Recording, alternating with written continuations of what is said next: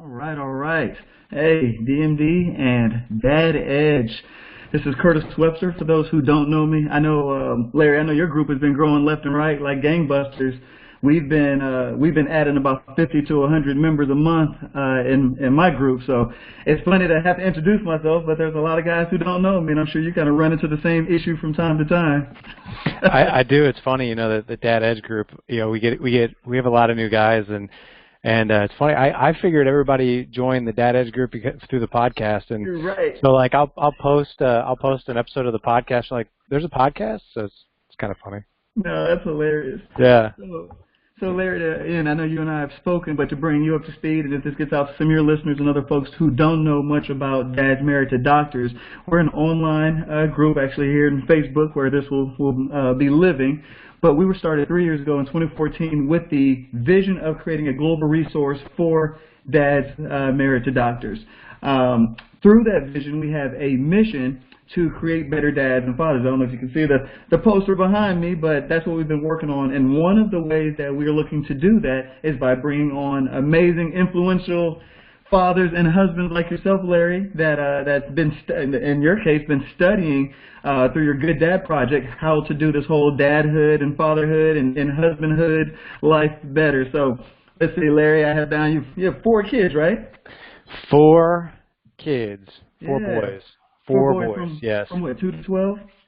Yeah. Actually, my 2-year-old just turned 2 this past weekend, so brand new 2-year-old. And brand new. Wow. Yeah. And I'm sure the terrific 2s for you, right? This 4th one, he's actually all right. He's a sweet kid. We forget he's even here sometimes. Nice. So he's been great. No terrible 2s yet. Knock on wood. I'll get off this call though, and he'll be a wreck. So. That's awesome, man. And then I have 3 daughters. I know we talked about that. I have a 9-year-old, actually about to be a 9-year-old, a 5-year-old, and a almost 3-year-old. She'll be 3 in May. So we're getting out of those 2s, which have been pretty interesting. Like I said, I think the whole birth order plays a role in it. It does. I think it does. There's a lot to say about birth order. My oldest, he's like the young adult. My second-born, he's a little bit of the rebel, and then my third-born, there's so much commotion, he wants the attention. So he's loud, he's crazy, he's obnoxious. So yeah, that's him in a nutshell. Yeah, I think that makes sense. We're seeing some of those similar things as well. Oh yeah. And then Larry, how long have you been married to your wife? I've known her for 22 years. We've been married 14 years. Nice, good stuff, man. Amazing. Now, I know you started the Good Dad Project, 5-6 years ago? Yeah, so the Good Dad Project actually started as just a Facebook group, right? Actually a Facebook page.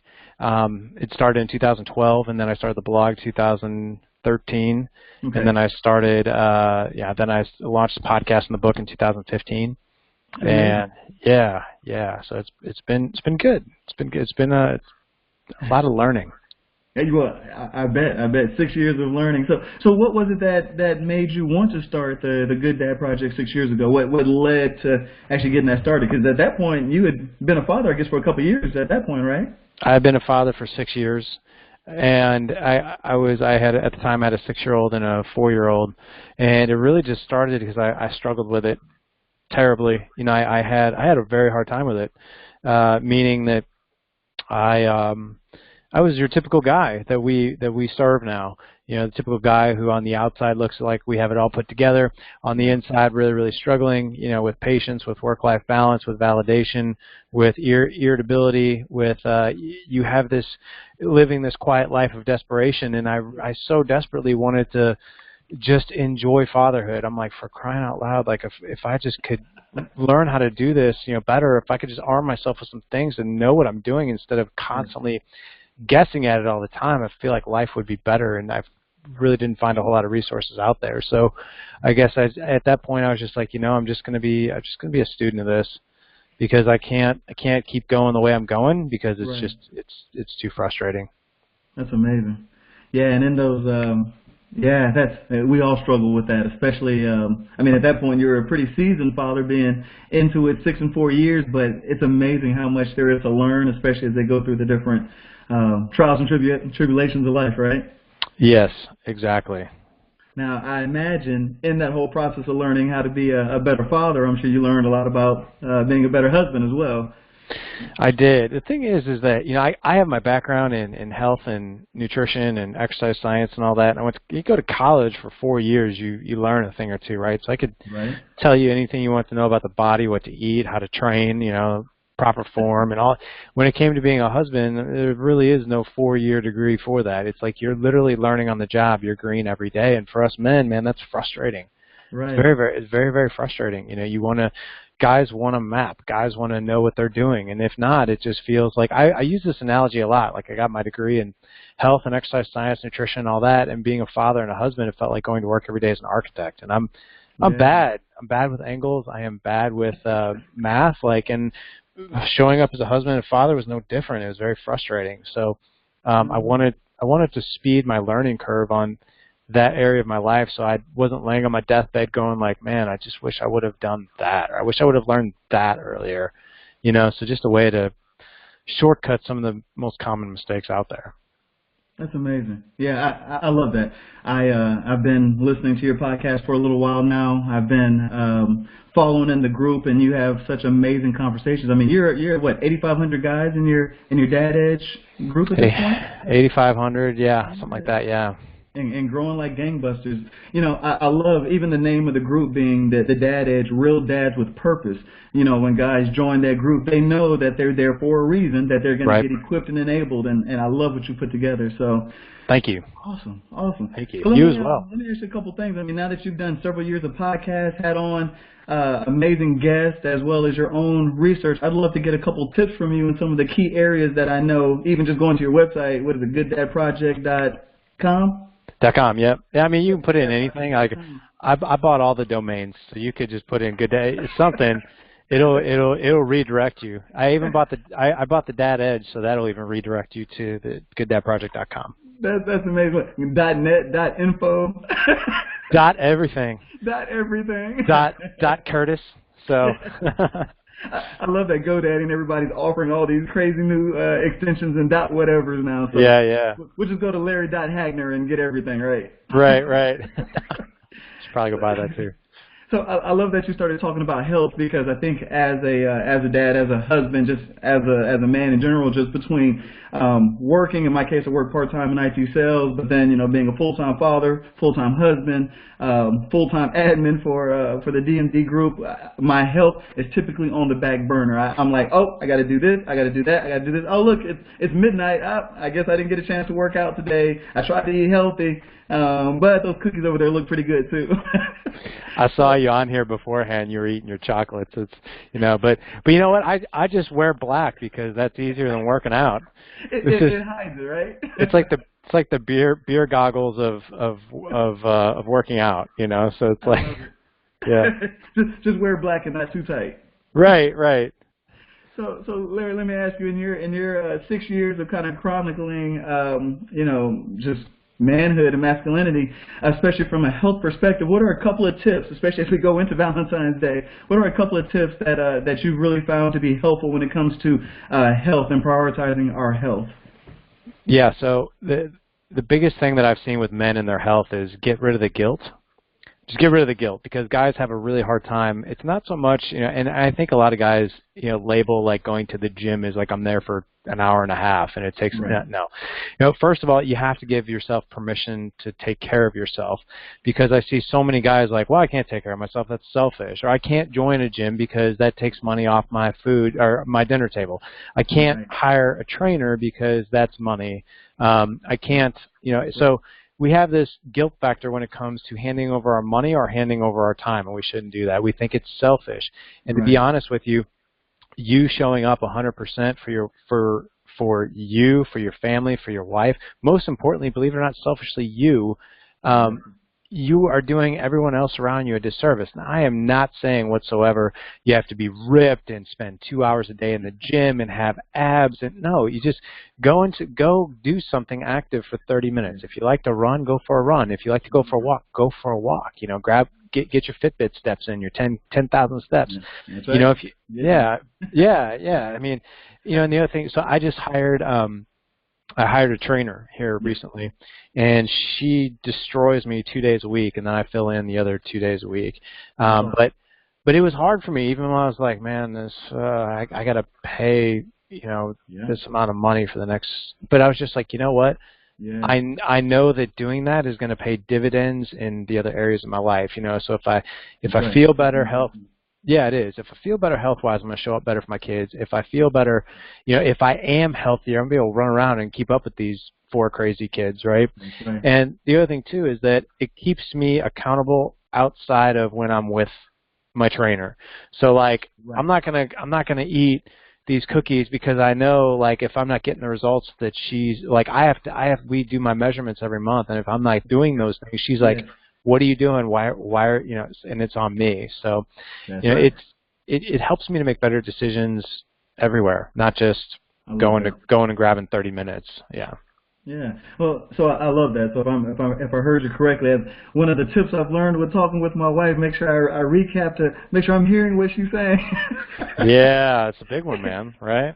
So I love that, number one, that you took kind of the time limit off as well as the grueling factor of it. You're right. Most people, you go into a gym and you see the where you have to do the bench press, or you see the treadmills, or all these different things, and you feel like, yeah, I got to do that, in order to look like all the other folks that are in the gym. Yeah. I love that you gave the freedom to let people know, no, just do whatever you find fun. One of the things I did was start playing basketball with some of the guys in the neighborhood, and I found that I was burning 800 calories just playing an hour of basketball in the old man league, as the high school kids call us. Yeah, which is crazy. Crazy, yeah. So giving ourselves the freedom to realize that we can do what's fun, because if it's not fun, we probably won't do it. Exactly. And then the other side of it is accountability, right? Having somebody, whether you're paying a trainer or even just a friend that you can just have hold you accountable. Hey, did you work out a couple times this week? What's your weight looking like? Or whatever measurements you might be checking, right?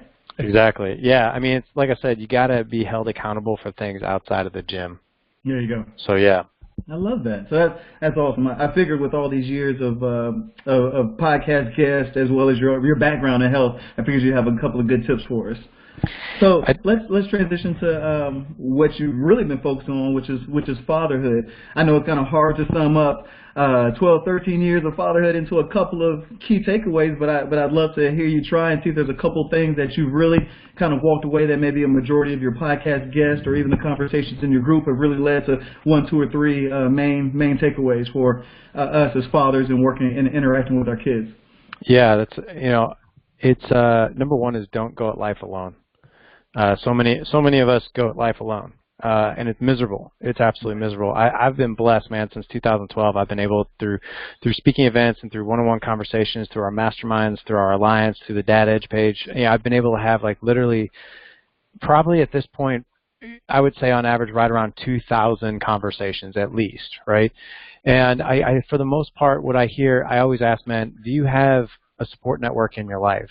Do you have something that when things go bad, when things go wrong, do you have, and I'm not talking about your old buddies from college, I'm talking about the high school, where you talk about the good old days. I'm talking about, like, this is really going on in my life. I need you to give me, I need you to help me with basically what I'm not seeing. I need you to give me direct feedback. Yeah. Most guys don't have that. We don't have that at all. And if you don't have that, man, you're going at life in a really miserable way.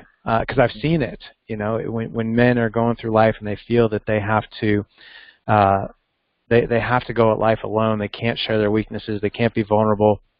It's debilitating. So don't go at life alone. That's number one. Okay. Number two, give yourself permission to invest in yourself. And what I mean by that is it could be invest time. Invest time in your health, invest time in your emotional health, invest time in your mental health. If you need to go see a counselor, which I hate that word counselor, but if you need to go see someone who's going to give you an objective point of view because you're going through a rough spot, I don't hesitate to go see a counselor, because that's awesome. To me, it's more frustrating banging my head up against a wall than going and getting an answer like that and be like, oh, I didn't think of that, So give yourself permission to invest in yourself. The other thing is, too, live your life like there is no tomorrow. And it sounds so cliche, but you have to live intentional. And if you don't, you're going to pay the price. And what I mean by that is, I don't think anything bad is going to happen to you, but you're going to look back on your life and you're going to be like, man, like why it flew by so fast? Why didn't I just live it? Why did I live my life in a box? 'Cause, I mean, you've got one life. One life. I mean, everyone is subjected to the same thing. We are all dying, and that's because we're human. I mean, I don't mean to sound morbid, Exactly. but the clock is ticking for us, right? So you have to live life with intentionality, and most of us are not. We are surviving. We're not thriving. And so those three things I would tell you are instrumental in your life. So I love that. yeah, so thank you. And invest in yourself, time or resources or whatever else. Don't go at life alone. And literally live life like there is no tomorrow. That's amazing. I think, especially a lot of us, especially as dads, as fathers, as husbands, we get. It's so easy to get distracted by all the weight of life, all the pressures, all the to-do list. Especially in my case, I always feel like there's something else to do, and so I know it's real easy to pull that phone out and just get lost in the entertainment shuffle, and the game shuffle, or just I'll just kind of, bedtime is in an hour, so we're just gonna, we just gotta chill out for a little bit. There's no intentionality there, What I think I'm gonna play the game for about 5 minutes. Next thing I know, it's been 30 minutes. The kids are, hey daddy, come look at this. Hey daddy, that, and I realize very quickly, oh wow, I'm not being present in the moment. I'm here, but I'm not being intentional about being the best father in this moment. So one of the things I've had to do is put the phone down, put it on the charger, let it die throughout the day, and say, okay, when I get the kids home and we're about to get ready for dinner, and so on and so forth, that's a no cell phone time, so I can be intentional about being engaged in conversations with my girls as well as with my wife. You got it. You got to do it. I was called out last night. My 11-year-old was like, "Why are you on your phone? It's in the hours of 5 to 9." I'm like, okay. That's right. You are right. About that 5 to 9 window, yeah. Yeah. So he called me out on it, and constantly having to be better about that. Yeah, no, that's right. A struggle, especially as technology continues to change and evolve and take over more and more of our lives, more aspects. I know. Now we're at the point where if you say somebody a certain name, you'll get a response, from the walls. Yeah. We have all these different enabled devices, so I have to be careful what I say now. That's right. I'll get responses I wasn't looking for. It's so funny. I think I can't remember if I saw it on social media or if I saw it on I saw it somewhere, and it was like, okay, it's like the men who are like these guys are talking. It's like 1960 or something, and they're like, yeah, man, like, do you realize in 2018 there's going to be a hidden spy speaker in everyone's house, and the government's going to know everything that we're doing? And then it fast forwards to present day, and the guy's like, hey Alexa, can you order me some more paper towels? I love it. Yes. Yeah. So it's kind of funny. Hey. We're always on, man. It is always on. That's why I go around and have to unplug those speakers from time to time. Like I said, one time I was talking with the kids and we said something, didn't even say the name, but then all of a sudden she responded and was like, oh, nope, you're getting unplugged. That's a problem. Yeah. Hey, I know we only have a few minutes here, so let's do this. As we're getting ready, this is the middle of February. I know you're traveling, but more importantly, I know Valentine's Day is coming up. So let me ask you this. In your years, what'd you say, 14 years married? Yeah. 14 years married, 22 years together. My wife and I are 18 years together and 13 years married. So we're, a little bit right behind you. But let me ask you this, well, first of all, do you all do Valentine's Day? Is every day Valentine's at the Hagner household, or do you all celebrate the individual day? We have an agreement that we do cards only. So, and we've done that for a while. So, like, both of our love languages are words of affirmation. So we take the time to buy each other a card and intentionally write a card and reflect upon the things that we've been through the year before. So we don't do gifts. We don't do candy. We get candy for the kids, but we don't do that just because in our relationship we don't feel like a gift is needed. The best gift we can give each other are those words, are those reflections, are those those things that we recognize in each other, those things we love about each other. And as far as like, do we go out and do anything? We don't do anything. I'm lucky enough where I'm married to a great woman. We really understand each other. You know, as far as intimacy and all that stuff, like we have 4 kids, so maybe we calm down a little bit, but you know what I mean? So, but yeah, I mean, we get along great, but we feel that 1 hour, or I'm sorry, that once a year, we do it more than that, but Valentine's Day is an opportunity for us to reflect upon what has been great in our relationship. That's awesome. I love that. I think, you know, like people a lot of times, and some of the guys we were chatting in my group, and we were talking about, oh, these Hallmark holidays, all these, you know, these different things that these companies have put out for us to celebrate and spend money. And I think it's amazing that you've been able to take something like that, look at the intention behind it, and actually be able to pull the best parts of that holiday, you know, especially talking about Valentine's Day, and really make it something special for you all. I've never actually thought about it like that, so I love the fact that y'all have taken and kind of distilled it down to what works best for you. Thank you. Now, let me ask you this, because I know, like I've been able, you invited me to be a part of your mastermind groups. I know you have, what is it, like 10, 15 small groups or more? We have, it's called the Dad Edge Alliance, which that's our big mastermind group. We have 189 guys who are a part of that. We have 8 different, I mean, obviously you can't serve 189 guys all at once effectively. Right. So we've broken down the community into 8. We have 8. It blows my mind. 8 different call teams now to serve men. So we literally have a call team every day of the week. And men can, when they come join the alliance, they can choose whatever call team works best for them. It's super flexible too, because we not only, you know, they not only can pick one call team, but I always tell them, I was like, you can be on multiple call teams if you want. Yeah, you know, you can literally be on the one every day if you want. And most guys don't do that, but you know, you can do 2 a week. We have a lot of guys who will do 2 different call teams a week, and that's fine. That they want that check-in, but yeah, that's what we do. And then we have some guys that, you know, they make 2 calls a month, and that's okay too. It's whatever they can do. We look at the alliance as a drink of water. You know, come get a drink when you need it. Come get poured into when you need it, because that's what we're here for. I think that's amazing that you put together an opportunity for guys to be intentional. A lot of what your tips and everything we've talked about today is about that intentionality, and so now guys have an opportunity to be intentional and to be held accountable. I remember when I was on my call team just the other day, I mean, they were saying, all right, guys, hey, what's the thing you want to be held accountable to right now? What should we check in with you? One guy said, hey, can y'all text me at 4 o'clock in the morning, because that's the only time I'll be able to get up and actually give 30 minutes to working out and getting my mind right before the day starts with the rest of the family. I'm like, don't call me at 4 o'clock in the morning. Don't put me on that list. Yeah. I don't want to be on that list. I'm going to be eating my chocolates. Yeah. That was said to me. I'll be dreaming about my chocolates. Right. But I think that's amazing that there's that opportunity, you know, so people can be held to whatever standards they want, and that you've included that. So where can guys learn more about the Alliance and the mastermind groups and call teams? Yeah, so everything that I do is over at gooddadproject.com, but if you want to know about the Alliance, what we're doing over there, you go to gooddadproject.com/alliance. So you can find everything that we're doing there. Like I said, we have 8 different call teams. It's our live exclusive brotherhood that we have. We also have guest speakers every single month, which is super cool.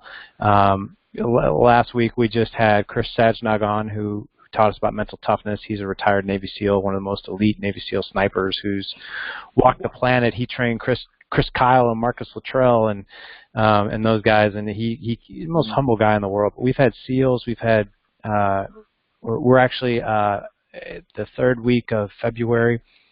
Just locked in Billy Miller, who is a Super Bowl champion for the New Orleans Saints. So he's going to come on. He's going to come on and talk to us about the winning mentality and growing up through adversity, and your past doesn't necessarily have to be your future. That's right. I was just down in New Orleans too. Had a great time down there. Yeah. So, awesome. Well, man, I totally appreciate it. And just to piggyback on that, one of your attendees and mentees in the Mastermind Alliance, Sean Stratton, who's also a dad married to a doctor in our group, he's also started up a DMD focused mastermind. So for the guys that are interested there, and there's value on both sides, I would encourage you to check out both. I'll give you the link for Sean as well as the link for Larry. That way you can get a kind of insight and learn from both areas. So, Larry, thank you so much, man. We'll go ahead and wrap it up from here, and I definitely look forward to talking with you again in the near future. Same here, man. It was good talking to you. You too, buddy. All right. Happy Valentine's Day. Have a great one. Hey, you too, man. Enjoy your chocolate. Bye-bye. See you, man. Bye-bye.